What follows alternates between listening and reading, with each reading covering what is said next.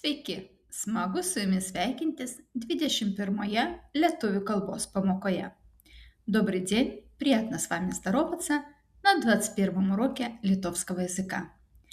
Šiandien mūsų pamokos tema – taksi, kaip nuvažiuoti į vietą. Тема нашего урока – такси, как доехать до места. Хочу обратить ваше внимание, что в Литве очень популярны Bolt или Uber, но иногда люди предпочитают ездить на такси. Словарь. Žodynas. Žmonės ir transportas. Люди и транспорт. Такси. Vairuotojas, keleivis, adresas. Mokėjimas, оплата. Kaina, grynieji pinigai, banko kortelė, kvitas, čekis.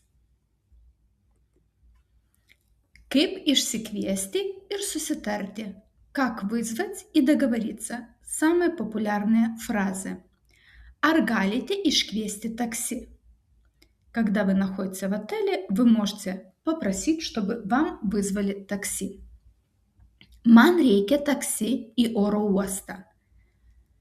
Kiek kainuos kelionė iki центра?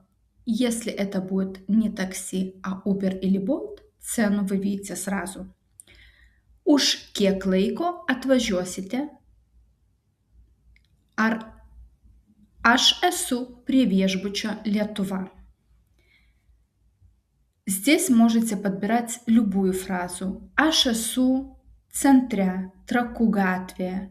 Aš esu prie namų и указать свой адрес и так далее. Nurodymai vairuotojui. Указания водителю. Kryptis ir maršrutai. Направление и маршруты.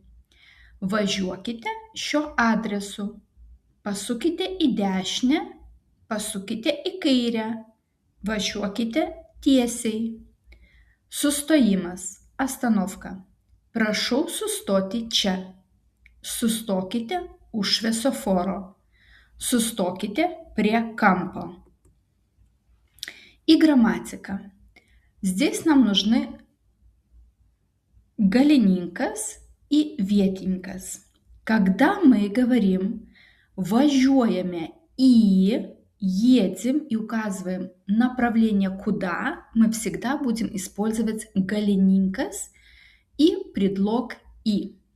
Važiuoju į centrą, važiuoju į stotį, važiuoju į viešbutį, važiuoju į darbą и так далее. Когда мы хотим сказать, где мы находимся, мы употребляем vietininkas, местный падеж, и тогда мы говорим aš esu centre, aš esu stotyje, aš esu darbe, aš esu kavinėje и так далее. Когда мы хотим поблагодарить и оплатить, мы спрашиваем, kiek kainuos kelionė? Ar galiu mokėti kortele?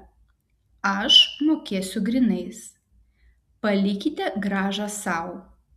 Ačiū už kelionę, geros dienos.